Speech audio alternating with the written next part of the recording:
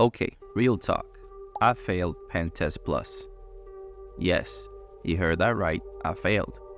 But then I passed. I focused on what I needed to improve, and I finally got it done. In this video, I share exactly what went wrong, how I turned things around, the tools I use, and some tips with free resources to help you. So if you're struggling or preparing for the PenTest Plus, stick around, I promise you won't regret it. Hi, I'm JR, an IT professional with a bachelor's degree in cybersecurity and information assurance, holding these certifications. I bring over 15 years of experience in the government healthcare industry, and I have been managing hospital IT departments for the past 6 years. Now that we got that out of the way, let's dive into what you came here for, the CompTIA PenTest Plus. Oh, and I've included chapters below for your convenience. What is the PenTest Plus certification, and who is this for? The CompTIA PenTest Plus certification is specifically designed for cybersecurity professionals who focus on penetrations, testing, and vulnerability management. It's perfect for anyone aiming to step into roles like penetration tester, security analyst, or even red team operator. This certification validates your ability to test, identify, and manage systems vulnerability across multiple platforms. Many individuals pursuing this certification often complete the CompTIA CySA Plus first, as it focuses on the defensive side of cybersecurity. Getting that perspective can provide you with a well-rounded understanding of both attack and defense, which is key to becoming an effective penetration tester. Now, if you want to learn more about the CySA Plus and how I passed it, I've got a whole video that covers everything, including a free downloadable content to help you pass the exam. Plus, I have 2 other videos with 10 practice questions each, giving you a sneak peek of what to expect on the actual exam. Check them out, I'll leave the links in the description and the comments below. Okay, moving on. So how did I fail? Well, this one is quite simple. I didn't prepare well enough. Despite all my experience over the years, what I lacked was hands-on experience in attacking systems. It's something that interests me, but since my job mainly involves managing teams and projects, I never need to penetrate systems or be the offender in any sense of the way. I saw multiple reviews online recommending platforms like Box or TryHackMe, and while those are really good tools, I was like, nah, I'll be alright.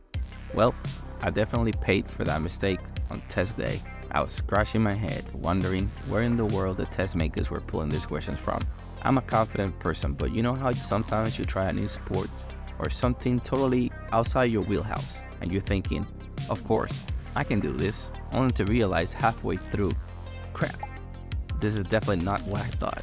So that was me during the test. I was like, yeah, this is not looking good. Negative ghostwriter. Now, I did use the tools provided by my school, WGU.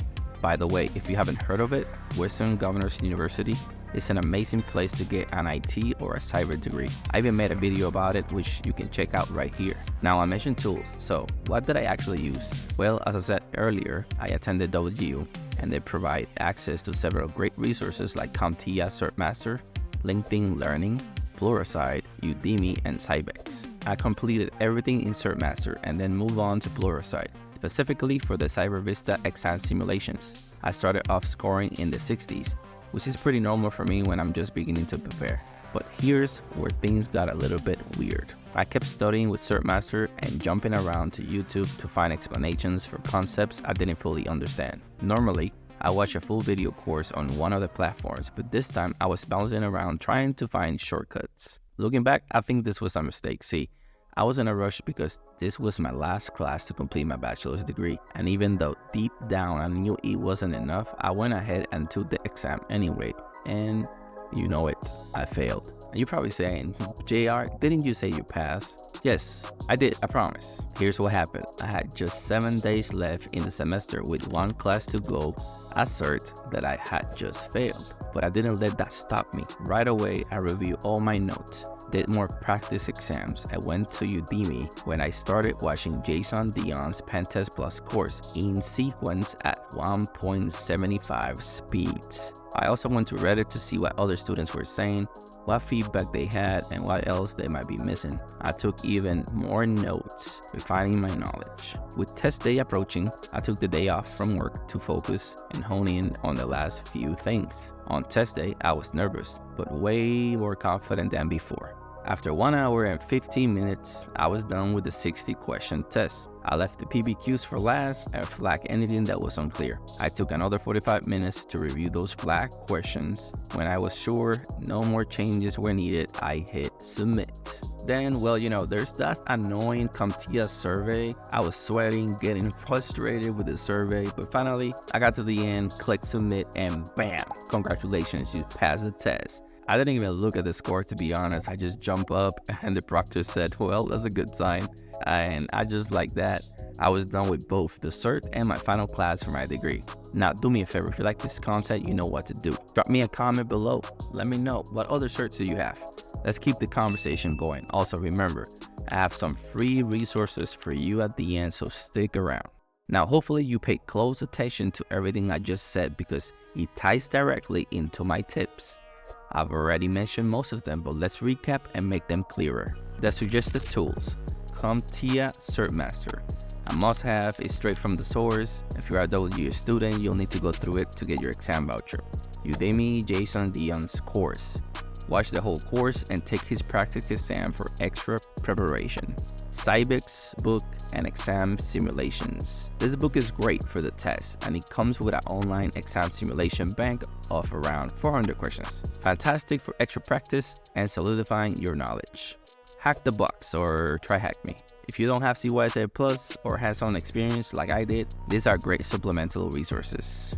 Okay, now some of the lessons learned. Honestly, biggest thing I can tell you is don't rush. Don't rush through this exam. Don't rush through your prep. Just don't rush. Especially if you know you haven't done enough hands-on practice or you don't have other certifications like CySA Plus or maybe years of experience as a penetration tester or doing hacking as a hobby. Trust your gut. Yes, if you think you're not ready, don't just jump the gun and go and take the test. I promise you, preparation is key. So if you're not ready, give yourself enough time to really prepare. Trust me, it's gonna be worth it at the end. Now, if you're still here, thank you.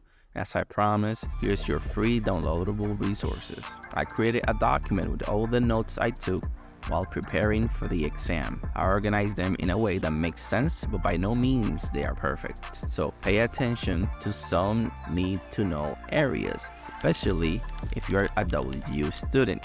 Plus, I put together a 50-question quiz to give you extra practice for the exam. So I hope you like it, I hope you enjoy it, and this is my way of thanking you for your support, and I hope you find these resources valuable. If you want to learn how to find more than 7,500 cybersecurity jobs you didn't know existed, check out this video here. Thank you again, and your support is really appreciated. JR out.